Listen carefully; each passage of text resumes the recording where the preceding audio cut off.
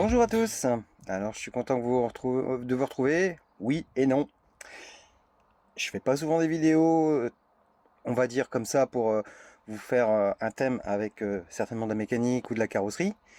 Mais quand j'en fais, c'est pas bon sur Jules Butch. Il y a un petit souci. Alors, je vous explique tout de suite après. Aujourd'hui, je vais attaquer un monstre. Quelque chose qui va me faire un petit peu, je pense, suer au niveau patience. Je vais devoir m'armer de patience, de tranquillité, toutes les choses que j'ai pas. C'est pas infaisable, je ne pense pas. Maintenant, si la vidéo est diffusée, c'est que c'est faisable. Sinon, elle va être changée. Je vais m'attaquer à l'essieu, donc plutôt partie, on va dire, suspension.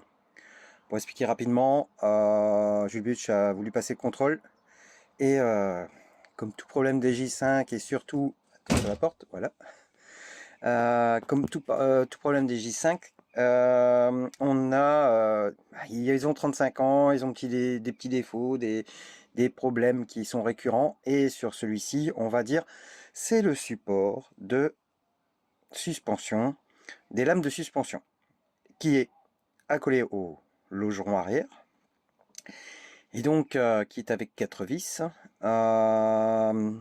Donc, pour résumer, voilà ce que je vais changer. Là c'est l'avant, là c'est l'arrière. Donc moi c'est celui-là que j'ai à changer. Voilà. Je pensais que tout était à changer. Bon, sachant que de toute façon, ces pièces-là ne se trouvent plus du tout en neuf.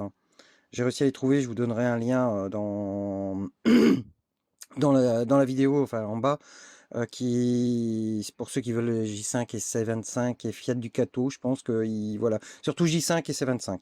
Il a plein de pièces en occasion. Ça m'a revenu à 280 € je crois, si je dis pas de bêtises, pour les 4 supports. Ils vendent même les lames, bon je les ai pas pris.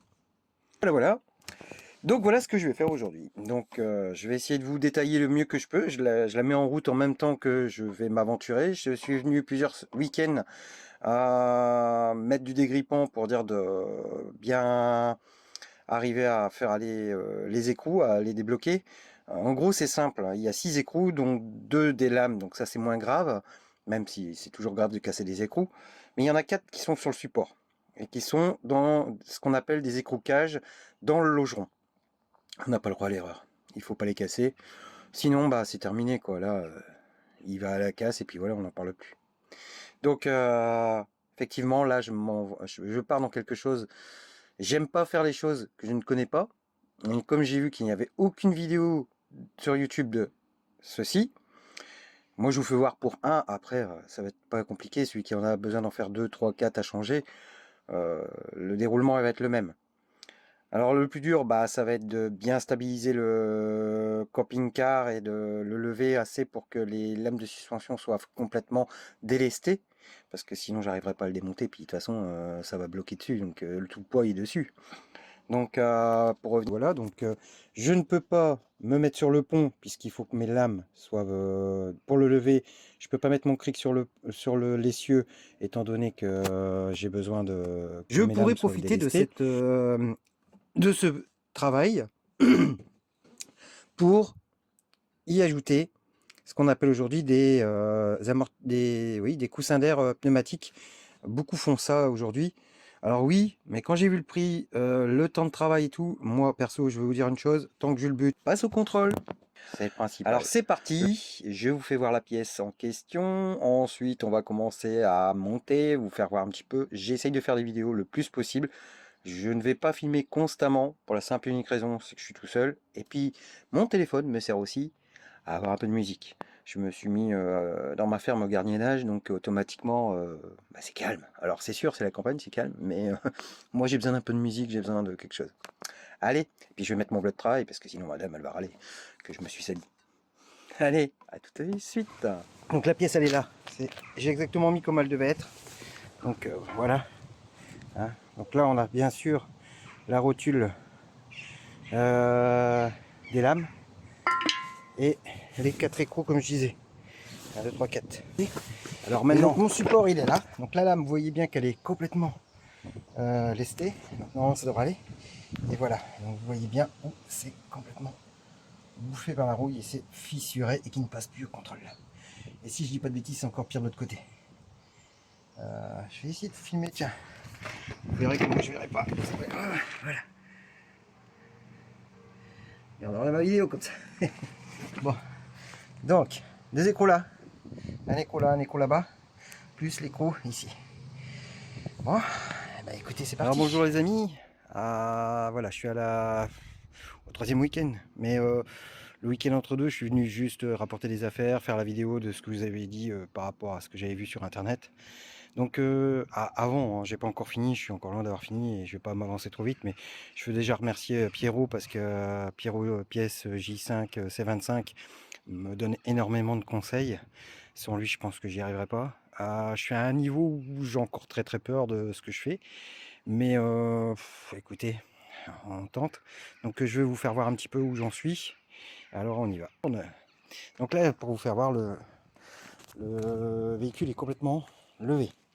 Donc les deux roues sont bien en l'air, sécurisées avec des chandelles sur les logerons.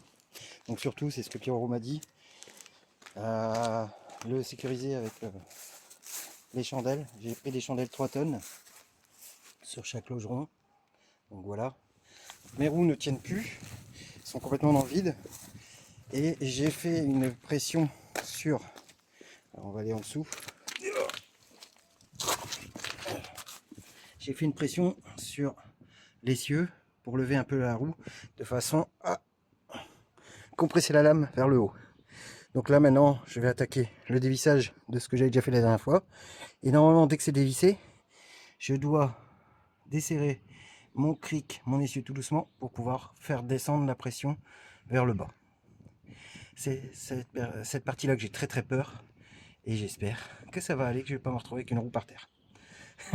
La suite dans la prochaine vidéo, j'espère. Et les gars, j'ai réussi à en enlever un. Alors vous voyez, c'est cool.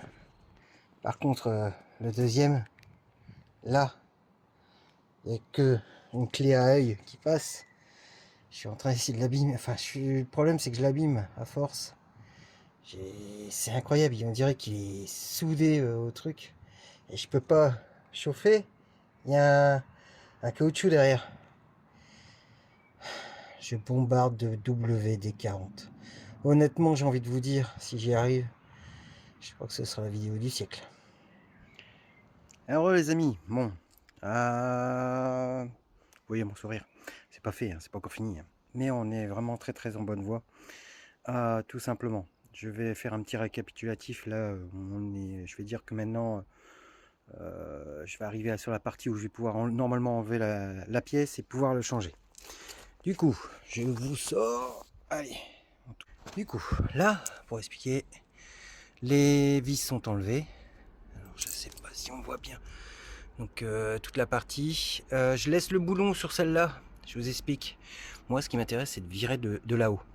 En fin de compte, ma pièce, elle peut bouger facilement.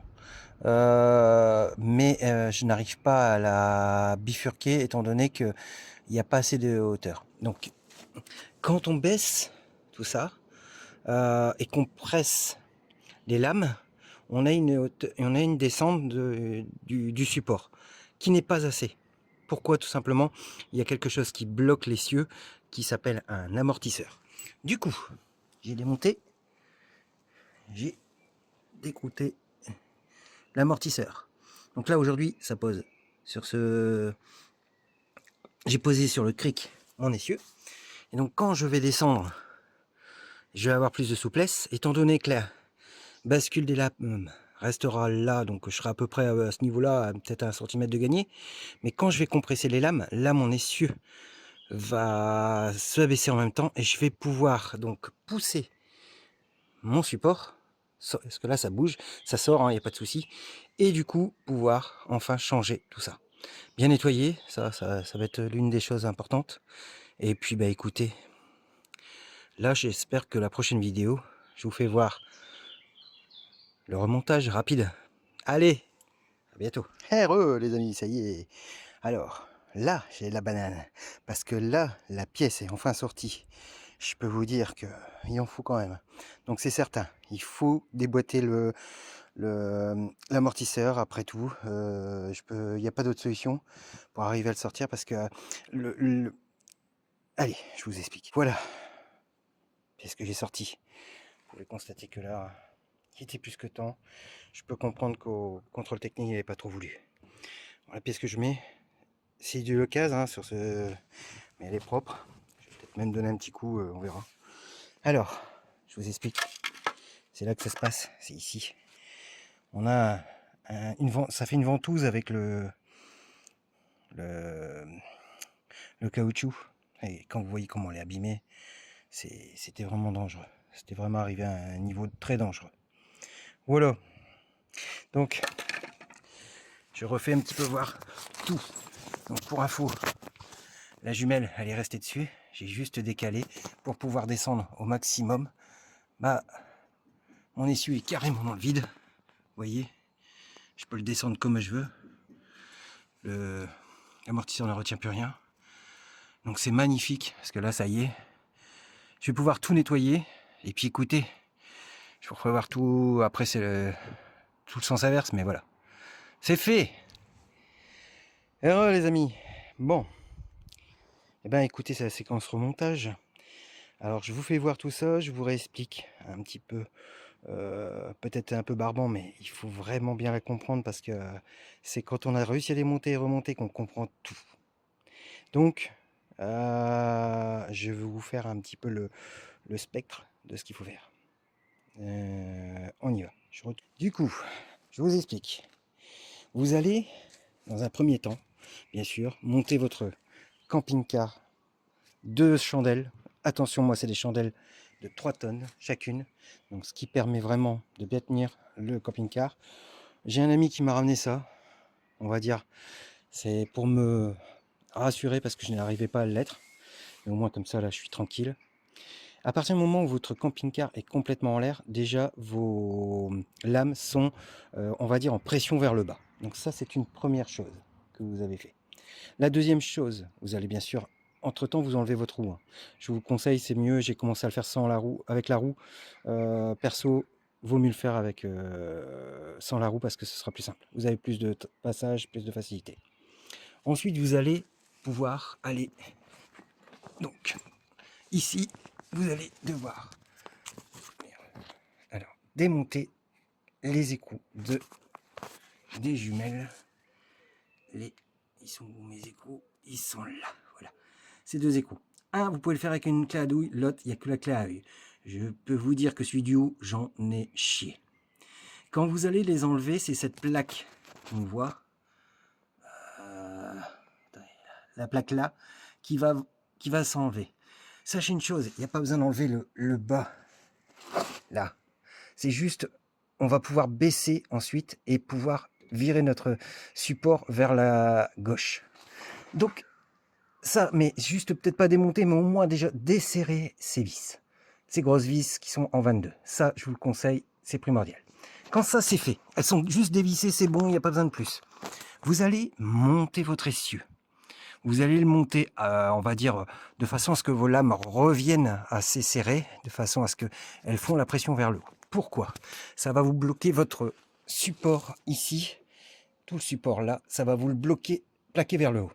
Donc la force qui va être mise pour démonter vos écrous, ici les 4, au bout aussi, bah, vous serez vraiment, le support ne pourra pas bouger, il est plaqué vers le haut, donc il est tranquille. Je vous conseille, c'est bazarder pendant plus d'une semaine du WD-40. Si j'ai réussi à les avoir, et je me suis pris une rallonge pour avoir du... comment de l'aide. Je peux vous dire, c'est chaud parce qu'on en prend plein la gueule. Quand tout ça est démonté, ces écrous-là, les 4, là, vous allez pouvoir rebaisser votre essieu, bien sûr, tout en ayant, juste avant, préalablement, enlevé votre amortisseur. Pourquoi? Parce que si vous n'enlevez pas l'amortisseur, votre essieu ne descend pas assez pour pouvoir faire pivoter votre support. Vous allez descendre votre essieu, vous inquiétez pas, il ne descend pas jusqu'en bas. Faites juste attention, c'est votre câble de frein. N'allez pas le péter, moi je l'ai un petit peu enlevé pour justement qu'il n'y ait pas de problème. Mais surtout faites gaffe à la tension du flexible là-bas. Parce que moi c'est pour ça que je ne voulais pas descendre, mais ça va. L'essieu tenait quand même bien. Et donc là, vous allez pouvoir jouer et la dégonder de là, ce qui vous donnera la possibilité par là de l'enlever.